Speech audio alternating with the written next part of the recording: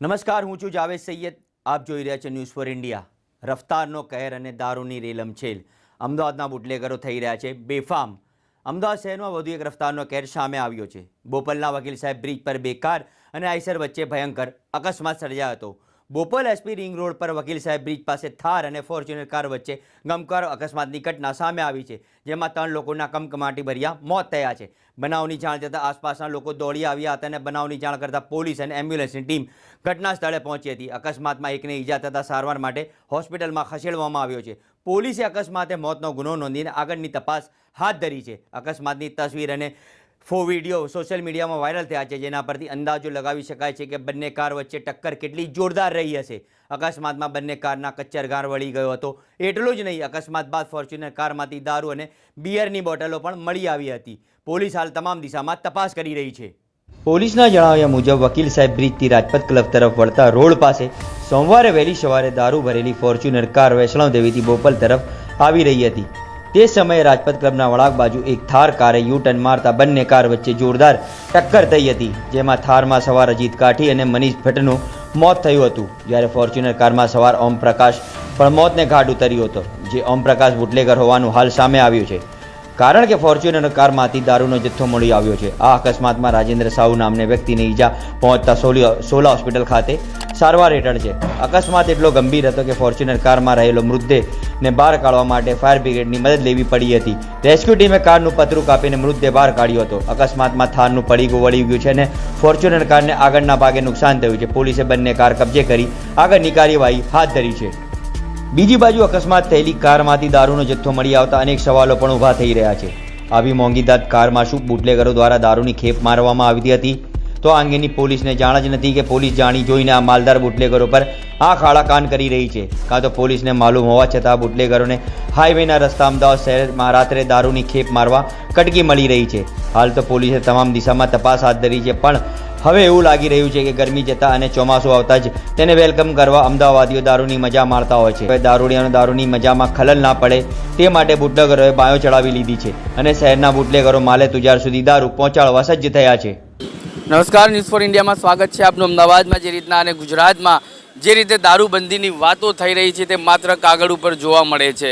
અહીંયા જે SG highway ખાતે બોપલ રોડ ઉપર આવેલું એક એરિયો છે, જ્યાં તમે જોઈ શકો છો 3 ગાડી વચ્ચે અકસ્માત સર્જાયો છે અને ત્યાં ફોર્ચ્યુનર છે, થાર ગાડી છે અને આઈસર વચ્ચે અકસ્માત નોંધાયો છે. પરંતુ હું કેમેરામેનને કહીશ કે આ ગાડીને આખા દ્રશ્ય બતાવવામાં આવે કે આ ગાડીની હકીકત શું છે, તેના અકસ્માત કેમ નડ્યો. તો આખી ગાડીમાં જો તમે જોઈ શકો છો તો દારૂ અને બિયરની બોટલો જ દેખાતી હશે, કારણ કે જ્યારે ગુજરાતની અંદર દારૂબંધી હોય અને તે છતાં પણ આટલી માત્રામાં જો દારૂ જતું હોય તો પોલીસ અને જે તંત્ર છે તે ઊંઘતું જ ઝડપાય છે ક્યાંક ને ક્યાંક, એવું લાગી રહ્યું છે. પરંતુ હાલ આ ગાડીની વાત કરીએ અને જો ઠારની વાત કરીએ તો એમાં 3 જણનું મોત નીપજ્યું છે અને તેની સ્પીડ પણ એક વધુ સ્પીડ બતાવવામાં આવતી હતી. તો હોઈ શકે છે કે તેની જે પાછળ કોઈ ગાડી અને કોઈ પોલીસની ટીમ કે ટુકડી લાગી હોય, તેને લઈને આ લોકો જ્યારે ગાડીની સ્પીડ વધારી હોય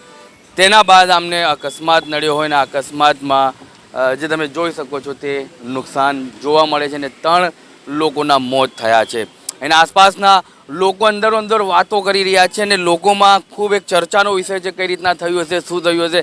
આ હવે જે ટોળા હતા અંદરો અંદર, ભાઈ તમે ચર્ચા કરતા હતા, તમારા વક્તવ્ય, તમારા મંતવ્ય શું છે, શું કહેવા માંગશો? કોઈ વાત કરવા અત્યારે તૈયાર નથી, કારણ કે લોકો અંદરો અંદર તો વાત કરીને ભીડ ઊભી કરે છે. તમે કંઈ કહેશો ભાઈ, શું સજેશન આપશો? કંઈ જાણીએ નહીં. એક્સિડન્ટ જોઈને લોકો અંદરો અંદર બહુ એકબીજાને સજેશન આમ થવું જોઈએ ને પેલું આ એંગલ સ્પેશિયલ બનાવી હશે ને, તો તમારો શું સજેશન છે?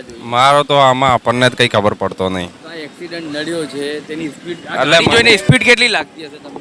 એ તો 200 ઉપર જ હશે. 200 ઉપર? હા, એટલે મને લાગે એ પેલા જે થારવાળા છે ને આમ જતા હતા એટલે ત્યાંથી ઠોકી તો જ ઠોકાઈ હોય છે વચ્ચેથી. બાકી તો આપણને કંઈ ખ્યાલ નથી. 4 વાગ્યાનું આ કાંડ થયો છે. 4 વાગે તમે એ સમય ક્યાં હતા? આપણે તો હું તો કામ ઉપર હોઉં, પણ આપણને અહીંયા લોકો વાત કરે છે 4 વાગ્યાની વાત કરે છે લોકો બધા, પણ આપણને અહીંયા જે બાજુમાં રહે છે એ બધા કહે છે, પણ આપણને બધો એટલો અનુભવ. સવારે તમને કોઈ જાણ મળી કે થાર ગાડી આની સાથે અથડાઈ કે આની એવું થાર સાથે? આ એવું કહે છે કે આ થાર જોડે અથડાઈ પે. અચ્છા ફોર્ચ્યુનર થાર જોડે હતા. હા એવું કહેવામાં આવે છે. પછી આઈસર ચાલકને કેમ અકસ્માત નડ્યો? આ બેને બચાવવા આઈસર ખાડામાં ઉતરી જાય. એ તો આપણને ખબર નહીં, એનો તો કઈ હજુ કઈ કોને કઈ કીધું નહીં, આપણને નહીં ખબર. અકસ્માત 3 ગાડીને નડ્યો છે, એક આઈસર છે. આમ તો 2 ગાડીની હાલત બિલકુલ ગંભીર છે, તો તેને જોઈને લાગે છે કે 3 જણના તો મોતના સમાચાર છે. કેટલાક હજુ ગંભીર હશે, એમાં કેટલા પેસેન્જર હશે તે હવે વધુ જાણવાનો વિષય છે અને પોલીસ આગળ તપાસ હાથ ધરી રહી છે. પરંતુ આટલી માત્રામાં ગાડીની અંદર દારૂ બિયરની બોટલ જોઈને કેવું લાગે છે? ગુજરાતના ગાંધીના ગુજરાતમાં જ્યારે દારૂબંધી હોય અને તો છતાં પણ આ મળતું હોય, આ તો ખોટું જ કહેવાય, ખોટું જ કહેવાય. આવું ના થવું જોઈએ. આવું ના થવું જોઈએ. હા, પોલીસને એની જાણકારી કરવી જોઈએ, પૂરી તલાશ, આનો કાર્યવાહી બહુ વ્યવસ્થિત કરવી જોઈએ એવું છે અહીંયા. હજી ચોક્કસથી જ્યારે પોલીસ પણ હવે અહીંયા બંદોબસ્તમાં છે, લોકોને જે ખસેડી રહી છે પોલીસ, અને હવે લોકોના ટોળે ટોળા ભેગી થઈ રહ્યા છે, એટલે પોલીસ પ્રશાસનને પણ હવે કામ કરવાનો એક વિષય થોડો પરેશાન કરી રહ્યા છે. કારણ કે એક તરફ હાલ ગાડીઓનું અકસ્માતનું FSL ચાલી રહ્યું છે, તેની સામે લોકોના ટોળે ટોળા ઉમટી પડ્યા છે. કોઈકને પણ એવો વિચાર આવતો હશે કે ક્યાંક પોલીસની નજર ચૂકી જાય અને અહીંયાથી બિયર દારૂની બોટલ નીકળી જાય, એવા પણ લોકો હશે અંદર. પરંતુ હાલ અંદર એવી પરિસ્થિતિમાં દારૂ બિયરની બોટલો છે કે કોઈ પણ કોઈના કામે આવી શકે તેવું નથી.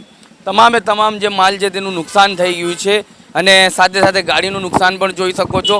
અને તેમનામાં ઘાયલ જે લોકો છે તેમને પણ હોસ્પિટલ ખાતે લઈ જવામાં આવ્યા છે, અને બાકીના લોકોને જે છે જેમની મોત નીપજ્યું છે તેમને PM માટે હોસ્પિટલ ખસેડવામાં આવ્યા છે. હવે વધુ તપાસ અને જે પોલીસની કાર્યવાહી ઉપર જ એ નક્કી થશે. માલ આવ્યો ક્યાંથી, સૌથી મોટો સવાલ એ છે કોનો માલ હતો, આટલી માત્રામાં માલ અમદાવાદમાં મંગાવ્યો કોણે, એ તમામ સવાલોનો ખુલાસો થશે. વહેલી સવારે ફોર્ચ્યુનર કાર ગાંધીનગર બાજુથી એટલે કે શિલેજ બાજુથી